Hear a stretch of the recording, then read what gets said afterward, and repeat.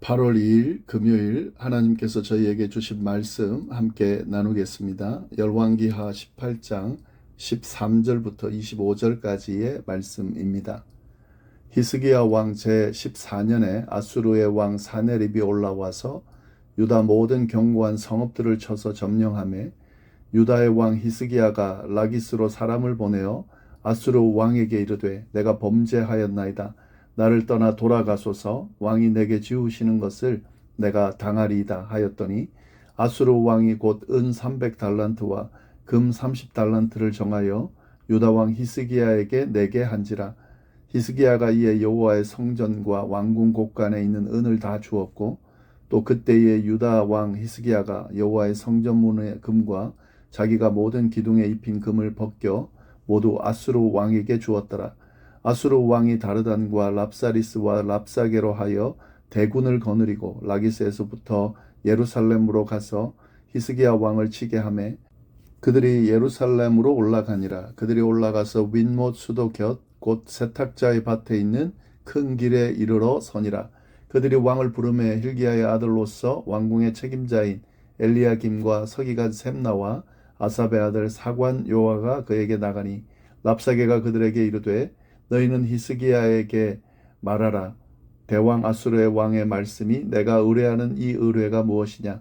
내가 싸울 만한 계교와 용력이 있다고 한다마는 이는 입에 붙은 말뿐이라. 내가 이제 누구를 의뢰하고 나를 반역하였느냐. 이제 내가 너를 위하여 저 상한 갈대 지팡이 애굽을 의뢰하는도다. 사람이 그것을 의지하면 그의 손에 찔려 들어갈지라. 애굽 왕 바로는 그에게 의뢰하는 모든 자에게 이와 같이 하느니라. 너희가 내게 이르기를 우리는 우리 하나님 여호와를 의뢰하노라 하리라마는 히스기야가 그들의 산당들과 제단을 제거하고 유다와 예루살렘 사람에게 명령하기를 예루살렘이 이 제단 앞에서만 예배하라 하지 아니하였느냐 하셨나니 청하건대 이제 너는 내 주 아수르 왕과 내기하라. 내가 만일 말을 탈 사람을 낼 수 있다면 나는 내게 말 2,000마리를 주리라. 내가 어찌 내 주의 신하 중 지극히 작은 지휘관 한 사람인들 물리치며 애굽을 의뢰하고 그 병거와 기병을 얻을 듯하냐. 내가 어찌 여호와의 뜻이 아니고야 이제 이곳을 멸하러 올라왔겠느냐. 여호와께서 전에 내게 이르시기를 이 땅으로 올라와서 쳐서 멸하라 하셨느니라 하는지라. 아멘. 네, 저희는 지금 남유다 히스기야 왕에 대한 내용을 나누고 있습니다. 히스기야에 대한 내용은 18장부터 20장에 걸쳐 길게 소개되어 있습니다. 그만큼 중요하게 다루고 있다라는 의미인데요.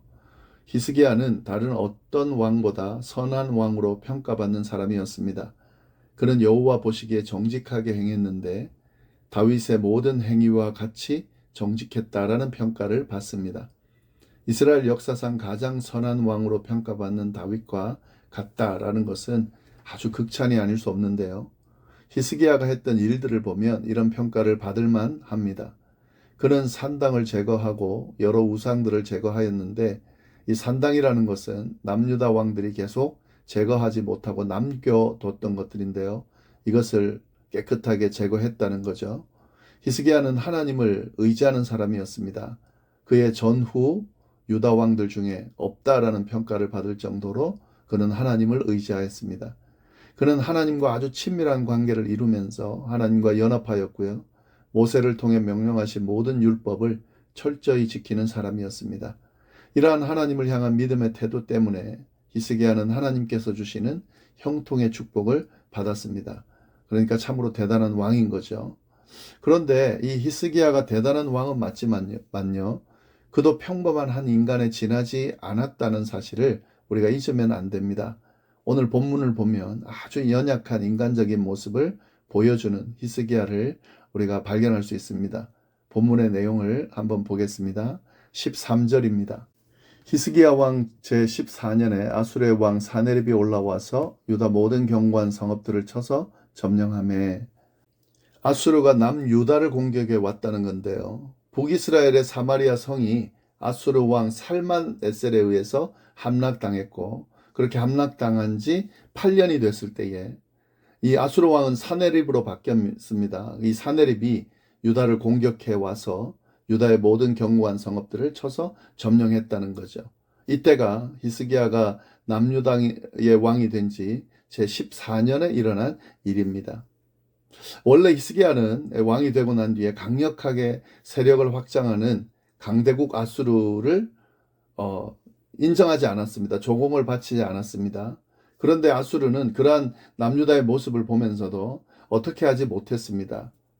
그만큼 히스기야가 강력하게 이 남유다를 통치를 했는데, 그런데 히스기야가 왕이 된 지 14년이 지났을 때에 이 히스기야의 모습이 좀 달라졌다는 거죠. 그리고 아수르도 대대적으로 이 공격해 온 겁니다. 왕이 바뀌면서 남유다를 그냥 두면 안 되겠다고 생각했고, 또 지금 아수르가 그 주변 지역을 계속해서 지금 점령해 나가는 세력을 확장하는 상황이었기 때문에 남유다도 지금 공격해 온 거죠. 근데 그때 히스기야의 모습, 예전과 같은 모습이었다면 문제가 없었을 텐데, 이 히스기야의 반응을 보면 그가 완전히 다른 모습을 보인다는 것을 알 수가 있습니다. 14절입니다. 유다의 왕 히스기야가 라기스로 사람을 보내어 아수르 왕에게 이르되 내가 범죄하였나이다. 나를 떠나 돌아가소서. 왕이 내게 지우시는 것을 내가 당하리이다 하였더니 아수르 왕이 곧 은 300달란트와 금 30달란트를 정하여 유다 왕 히스기야에게 내게 한지라. 전혀 다른 히스기야의 모습을 볼 수가 있습니다. 그는 아수르 왕에게 사람을 보내서 이렇게 말했죠. 내가 범죄하였습니다. 나를 떠나 돌아가소서. 왕이 내게 지우는 것을 내가 당하리이다. 자신이 아수르의 죄를 지었다는 거죠. 그 죄는 아마도 아수르에 부복하고 조공바치지 않은 것을 말하는 것일 텐데, 히스기야는 이렇게 용서를 빌면서 아수르가 하는 대로 다 하겠다라고 말합니다. 너무 비굴한 모습이 아닐 수 없는데요. 이 하나님과 동행하면서 하나님의 명령을 철저하게 지켰던 히스기야의 모습은 온데간데 없고, 공격해온 세력에 두려움을 느끼고 당장 달려가서 항복을 외치고 있는 이런 히스기야의 모습을 보여주고 있다는 거죠. 하나님께 도움을 요청하거나 하나님을 믿고 맞섰다는 내용이 전혀 나오지 않습니다. 완전 믿음 없는 사람처럼 히스기야가 행동하고 있습니다. 이렇게 히스기야가 항복하니까 아수르 왕 사네립이 뭐라고 합니까? 은 300달란트와 금 30달란트를 바치라고 그럽니다. 엄청난 양이죠. 그래서 히스기야가 그 양을 채우기 위해서 하지 말아야 될 행동까지 하고 있습니다. 15절 16절 말씀인데요. 히스기야가 이에 여호와의 성전과 왕궁 곳간에 있는 은을 다 주었고, 또 그때의 유다 왕 히스기야가 여호와의 성전문의 금과 자기가 모든 기둥에 입힌 금을 벗겨 모두 아수르 왕에게 주었더라. 예, 그는 여호와의 성전과 왕궁 곳간에 있는 은을 다 주었습니다. 여호와의 성전의 금과 또 자기가 모든 기둥에 입혔던 그 금까지 다 벗겨가지고 아수르 왕에게 갖다 바쳤습니다. 여기서 보시면 그냥 성전이라고 하지 않고 여호와의 성전이다, 이게 또박또박 표현하고 있죠. 예, 다시 말해서 여호와의 성전에 있는 은과 금을 갖다 바쳤다는 거죠. 여호와의 성전에 있는 은과 금은 뭡니까? 하나님께 드려진 겁니다. 근데 그것을 아수르 왕에게 갖다 바치고 있다 하는 거죠. 이것은 하나님보다 아수르 왕을 더 두려워하는 히스기야의 모습을 드러내주고 있는 거죠. 전혀 믿음 없는 사람처럼 행동하고 있는 히스기야의 모습을 보여주는 거죠. 예. 우리가 이제 근데 이걸 보면서요, 우리가 잘 알아야 되는 거는요, 이 히스기야의 모습이 우리와 같은 평범한 존재라는 걸 깨닫는 것이 필요합니다. 극도로 두려움에 처하게 되면 이렇게 믿음이 흔들리기도 하고 하나님을 떠나기도 한다는 사실이죠. 너무 히스기야를 나쁜 놈 이렇게 보기보다는요, 연약한 인간의 모습, 그도 연약한 인간일 수밖에 없구나라는 사실을 깨달으면서 보기를 바랍니다. 언제든지 그럴 수 있고 조금만 틈이 생기면 하나님을 떠난 행동을 할 수 있다는 사실을 염두에 두면서 히스기야의 모습을 볼 필요가 있습니다. 그리고 히스기야가 이런 과정이 있었음에도 불구하고 어떻게 이걸 극복하면서 하나님 앞에 정직하고 선한 왕이었다라는 평가를 받을 수 있는지를 우리가 봐야 되는 거죠. 근데 여기서 이제 히스기야의 행동을 보면은 믿음 없는 그의 행동인데 뭘 잘못했습니까?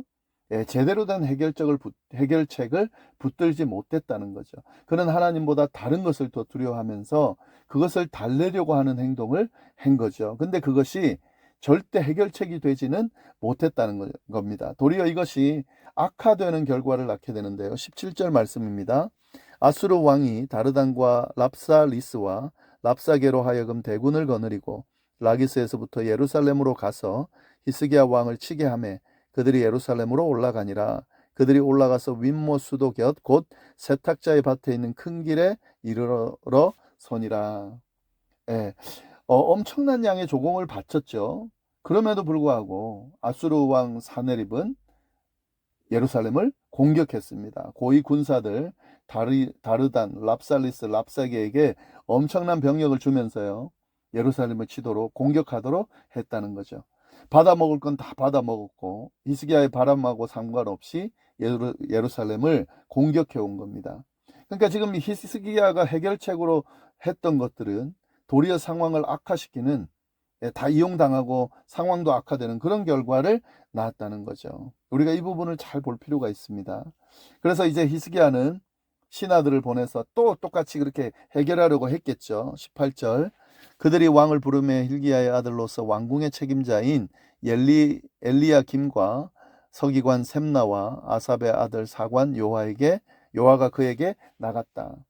근데 이번에는 다른 거예요. 아수르 군사들은 이런 화친하려고 오는 신하들을 완전히 무시하면서 이번에는 예루살렘을 치고 항복을 받아내기로 작정한 것처럼 행동합니다. 그리고 그들 중에는 랍사게라고 하는 사람이 완전히 유다를 무시하는 발언을 거침없이 내뱉는 그런 내용이 나오는데 19절부터 25절까지가 다 그 내용입니다. 먼저 19절부터 21절까지를 보면 랍사게가 그들에게 이르되 너희는 히스기야에게 말하라. 대왕 아수르 왕의 말씀이 내가 의뢰하는 이 의뢰가 무엇이냐.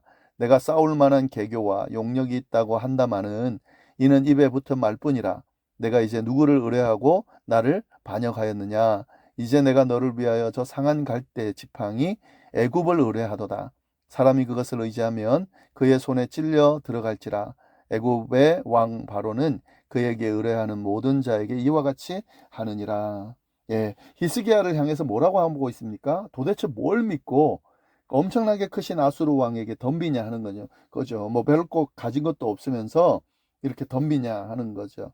그러면서 히스기야가 아마도 아수르와 대항하기 위해서 애굽과의 관계를 맺으려고 했던 것 같은데 랍사게가 이를 비판하면서 네가 애굽을 의지하려고 하는 것 같은데 애굽은 상한 갈대 지팡이에 지나지 않다라고 하면서 히스기야를 조롱하고 있습니다. 그러면서 애굽을 의지해봐야 나중에 애굽이 너를 힘들게 할 거다라고 지금 이야기를 하는 거죠. 근데 사실 이렇게 말하는 아수르를 의지했는데 아수르가 힘들게 하는 것처럼 지금 자기 스스로는 모르죠. 하여튼 애굽을 비판하면서 또 히스기야를 조롱하면서 도대체 뭘 믿고 그렇게 큰 소리 치냐라고 이야기합니다. 근데 여기서 끝나는 게 아니에요. 랍사게는 히스기야가 의지하는 하나님도 완전히 무시하고 깎아내립니다. 22절 너희가 내게 이르기를 우리는 우리 하나님 여호와를 의뢰하노라 하리라마는 히스기야가 그들의 산당들과 제단을 제거하고 유다와 예루살렘 사람에게 명령하기를 예루살렘이 이 제단 앞에서만 예배하라 하지 아니하였느냐 하셨나니. 히스기야가 산당과 제단들을 모두 헐어버린 것을 이야기하는데 도리어 그것이 여호와의 화를 부른 것이 아닌가라고 조롱하는 거죠. 하나님을 무시하는 거죠. 하나님을 위해서 산당과 제단들을 한 건데 그게 지금 잘못됐다고 말하는 거예요.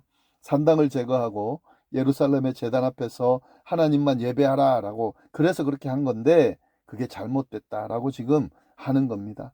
이 하나님에 대한 그런 무시하는 조롱하는 언사를 막 내뱉고 있는데요.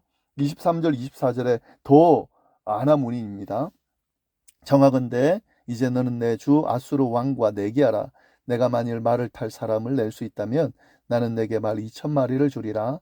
내가 어찌 내 주의 신하 중 지극히 작은 지휘관 한 사람인들 물리치며 애굽을 의뢰하고 그 병거와 기병을 얻을 듯 하냐. 그러니까 지금 유다에는 이 제대로 된 군사도 없다는 거예요. 말을 탈 사람도 없다는 거예요. 말을 줘봐야 탈 수도 없다는 거예요. 자기네 군사 중에 가장 약한 군사도 못 이길 거라고 지금 무시하는 거죠. 그러면서 25절 뭐라 그럽니까? 내가 어찌 여호와의 뜻이 아니고야 이제 이곳을 멸하러 올라왔겠느냐. 여호와께서 전에 내게 이르시기를 이 땅으로 올라와서 쳐서 멸하라 하셨느니라 하는지라. 지금 이 랍사게는 거짓말도 막 거침없이 내뱉고 있죠. 지금 아수르가 유다를 공격한 것은 하나님의 허락을 받았다는 거죠. 이거는 진실이 아니라 거짓말이면서 지금 사실 하나님을 조롱하고 있는 거예요. 하나님에 대해서 함부로 말하면서 막 거짓말을 막 말하면서 지금 하나님에 대해서 신성모독하는 말을 지금 내뱉고 있는 거죠. 히스기야는 지금 아수르 왕의 신하들에 의해서 철저하게 조롱당하고 있습니다. 예, 이것이 하나님을 무시하고 아수르를 의지한 행동의 결과입니다. 아수르가 도움이 되리라 생각했겠죠. 그래서 머리를 조아렸겠죠. 근데 도리어 아수르의 조롱을 받고 있는, 그리고 아수르를 통해서 망할 수 있는 그런 상황이 된 겁니다. 오늘 말씀을 통해 우리가 확실히 깨달아야 되는 것이 있죠. 하나님이 아닌 다른 허탄한 것을 의지하는 것은 문제 해결에 도움이 되지 않는다는 거죠. 당장은 좋아 보여도요, 결국에는 상황이 더 악화될 수 있다는 사실을 우리가 잘 봐야 됩니다. 악을 붙드는 순간 도리어 악에 빠지게 되고 악에 지배당하게 된다는 거죠. 악에 지배당하면 망하는 길로 갈 수밖에 없다는 사실을 우리가 잘 깨달아야 하겠습니다. 그리고 또 한 가지 더는요, 아무리 믿음이 좋고 강력한 사람이어도요, 연약한 모습을 보일 때가 있다는 거죠. 믿음이 흔들릴 때가 있다는 거죠. 믿음을 저버릴 때가 있다는 거죠. 이건 사람이라면 당연한 겁니다. 근데 그 모습을 그냥 두지 말아야 된다는 거죠. 예, 그가 믿음 좋은 사람이 되고 믿음 안에서 견고해진다고 하는 것은 이런 흔들림도 없이 견고해진다는 것이 아니라, 흔들릴 수 있지만 그럴 때에 빨리 회개하고 돌이킴으로 그렇게 해서 믿음이 점점 더 견고해져 간다는 사실을 우리가 잘 깨달을 수 있어야 하겠습니다. 자, 우리가 이 말씀 안에서요, 이 말씀을 통해서 오직 하나님만 바라보는 순수한 신앙을 지킬 수 있기를, 또 신앙을 흔드는 어떤 죄와 악도 여지를 남기지 않고 제거할 수 있기를, 그리고 혹 믿음이 흔들리거나 믿음을 저버리는 상황이 주어질 때도 속히 회개하고 돌이키는 그런 삶의 여정이 될 수 있기를 간절히 바랍니다. 기도하겠습니다. 하나님 아버지, 감사합니다. 귀한 말씀 주셔서 감사합니다. 이 말씀 꼭 붙들고 오늘 하루도 승리하게 해 주옵소서. 이 모든 말씀 예수님의 이름으로 기도드립니다. 아멘.